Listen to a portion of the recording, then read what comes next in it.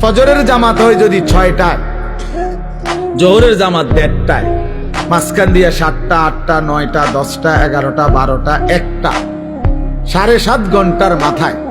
তাহলে 7.5 ঘন্টা বা 7 ঘন্টাই ধরো, ঠিক আছে, 7 ঘন্টা আল্লাহ বলছে বান্দা সামান্য দুনিয়া, কিন্তু যাও সময় বেশি দিছি, যাও তবুও করো, সমস্যা নাই, 7 ঘন্টা করো।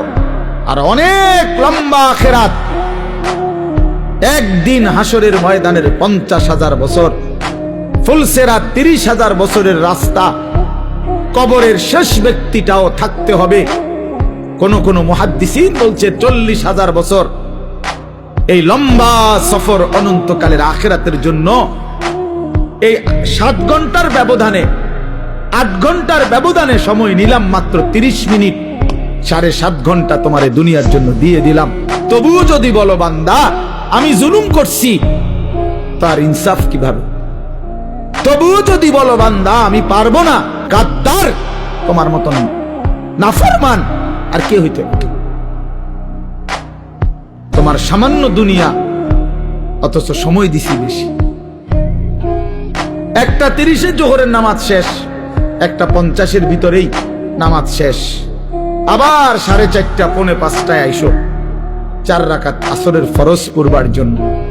মাঝখান দিয়ে আবারও আমি আল্লাহ তাআলা লম্বা 3 ঘন্টার মতো সময় আবারও দিলাম, যাও আবার মেহনত করো, আবার পরিশ্রম করো, আবার কামাই করো, আবার কামাই করো। 8টা বাজে এশার নামাজ পড়ছো, 6টা বাজে ফজরের নামাজ।